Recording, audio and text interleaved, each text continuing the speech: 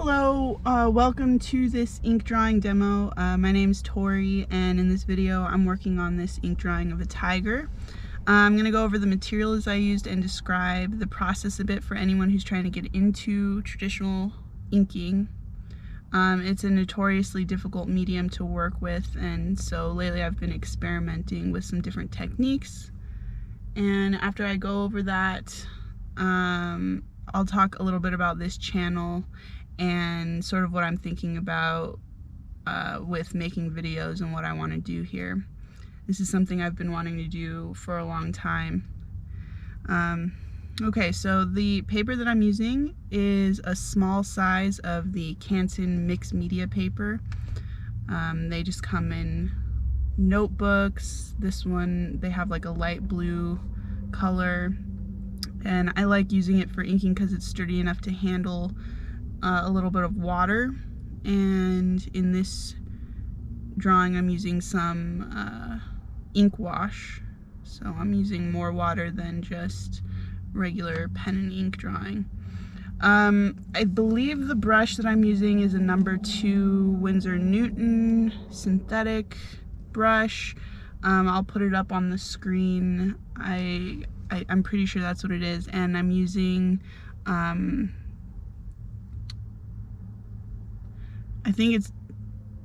using Dr. Martin's black ink. I keep a small jar of it diluted to a light gray wash, and then I will go over that with the pure black for the details. And in this one I'm also starting to experiment with color ink. This orange is from an ink set that I got for Christmas from my mom, and it's called Bon Me, and it comes in a case like this. The colors are really rich and beautiful, and I've been really enjoying experimenting with those lately. So I diluted the orange ink, and that seemed to work really well. The day before, I had tried the same orange ink in a drawing of a fox, and as you can see here, it was not really a very successful drawing. So I didn't dilute the ink in that one. I just went straight for the pure ink. And I was also drawing on a sketch paper. I was drawing in my sketchbook instead of on the mixed media paper, and it made a really huge difference. So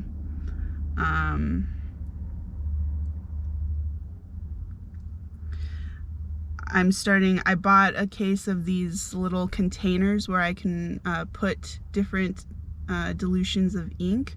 And so I'm gonna have a bunch of different colors of just the different diluted ink colors, and they're really great for wash. I like having kind of like that subtle color underneath the gray and the black.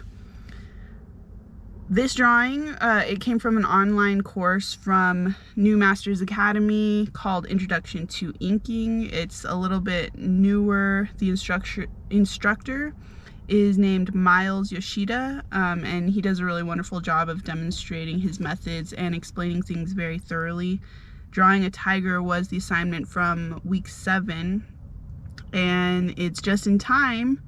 This video is just in time because the Hindu celebration of spring Navaratri is just around the corner.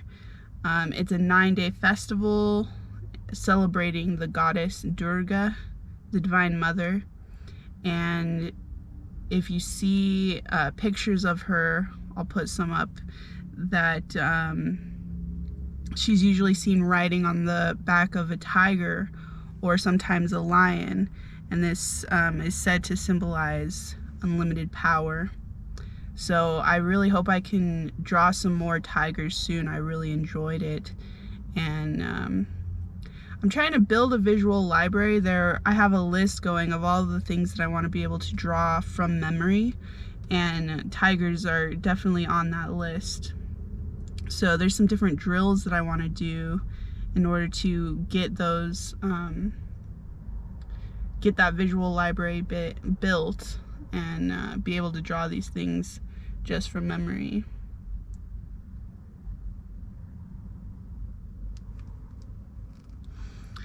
So anyway, it was at this point in the inking course that I felt like I was getting somewhere with this medium of ink and becoming comfortable with using the brush. I didn't follow the instructor's methods exactly all the way through, but one thing that he talked about was building up the drawing in layers, and I did do that, starting with the lightest wash to nail down the shapes, the form, and the composition, because there's very little risk when you're using the light wash. It's almost like doing the pencil under drawing. A little bit more, well, more permanent than the pencil, but there's a little bit of room for making mistakes and kind of figuring out the form, and then building up the details from there and getting progressively darker with the ink. I used broken lines to suggest the texture of the fur, and I tried to only use black outlines on the shadow side of the forms. So that's this drawing here. I didn't start recording the drawing until I was already getting close to the end, and even this, I sped up the video a little bit so that this video wasn't too long. You know, it's my first video, and I just wanted to put something out there. But definitely in the future, I'll do more videos that, and I'll provide the reference, and I'll do them more in real time so that you can see how slowly and carefully I put down the marks on the paper. So about this channel, I've spent a lot of time thinking about what kind of videos I want to make. I have my notes down here. That's why I keep looking down. And I've been thinking there needs to be like a balance between the quality of the video and the time that I'm spending making them. You know, I want to spend my time drawing more than editing videos, and I think that's what discourages a lot of artists from making videos, you know. But I also want to make the content that's interesting for people to watch. So I've had a few false starts. I've tried making a few different videos, and it just, it was either too much editing and too much post-production work, where it was like taking away all of my drawing time, or it was not interesting enough for me. So I've been thinking about some of the types of videos that I enjoy watching, and there's two main points that I've been exploring and that I want to explore on this channel. So the first point, when I was thinking about like what type of videos that I like to watch and appreciate, I was thinking that nothing has taught me more about drawing than watching other artists kind of do their thing and draw in real time. You know, there's a lot of really great educational art videos out there that go over the basics and the fundamentals in really great depth. But lately,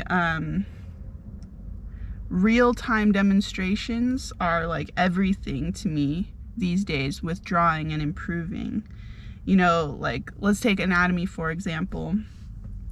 So we have the Proko Anatomy playlist, which is a godsend, and I have gone through the Proko Anatomy playlist more than once. I've taken anatomy courses through New Masters Academy, and I've studied from anatomy books.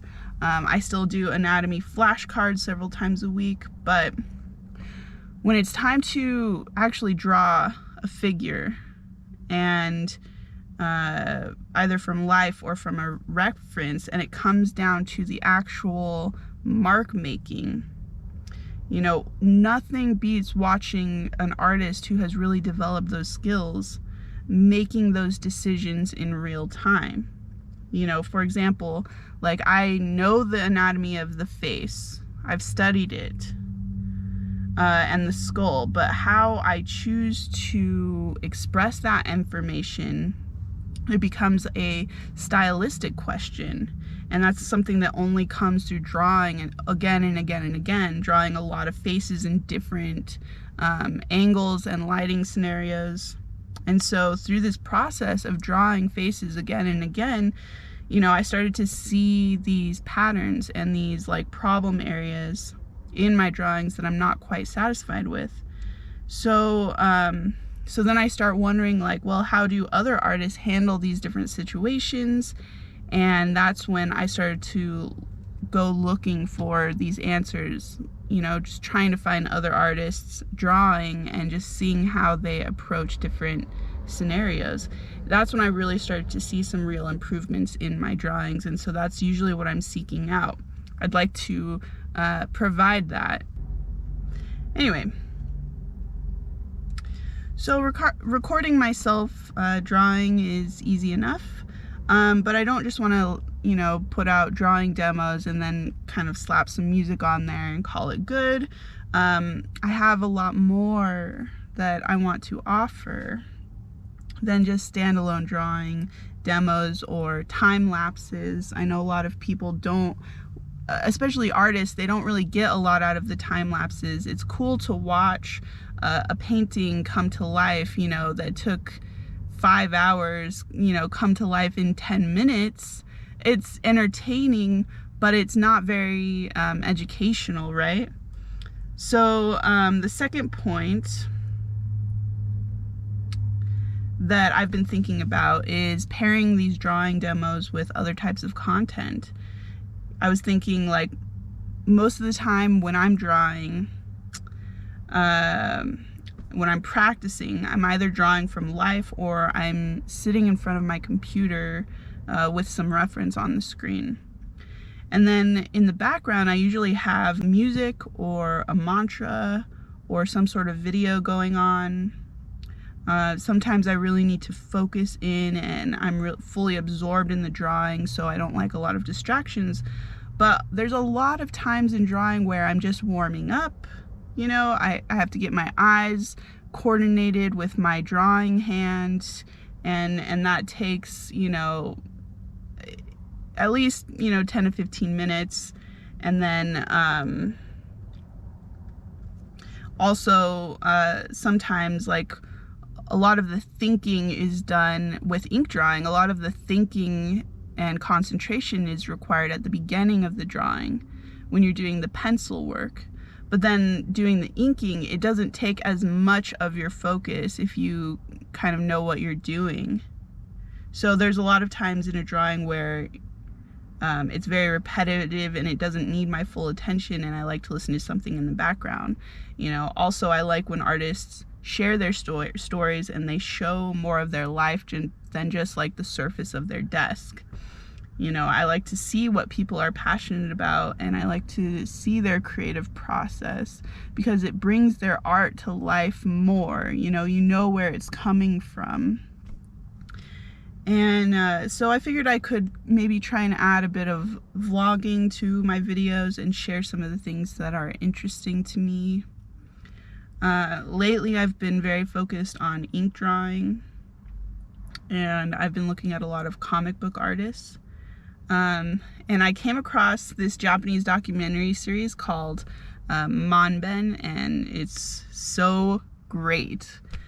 If you haven't seen it, basically in each episode there's this mangaka named Urasawa Naoki, and he visits a different manga artist in each episode. And they set up cameras in the artist's studio and record them drawing for a few days. And then afterwards, the artist and the host, they sit down and they watch the footage together, and they give some background on the artist and discuss the different tools and techniques that are being used. And it's just like, it's the best show. I've watched every episode that I could find online. It can be a little difficult to find the English translation sometimes, but I highly recommend it if you haven't seen it. Anyway, in the show they split the screen into different panels. So on one side you'll see like a close-up of the artist drawing, and then in another panel you can see the artist and the host of the show talking to each other, and then sometimes they'll have text or photos pop up. And I just love how they do that. It reminds me of like Twitch live streams where they have like different cameras going, and things set up on the screen. So after I saw that, I was thinking, you know, I'd like to do something kind of like that. But I also don't want there to be too much editing involved because it could get intense very quickly. So it's something that I want to play with and figure out. But if you enjoyed this and want to see more, please like this video and subscribe and hit the bell for notifications. I'd greatly appreciate it. Thanks for watching, and Jay Gurudev.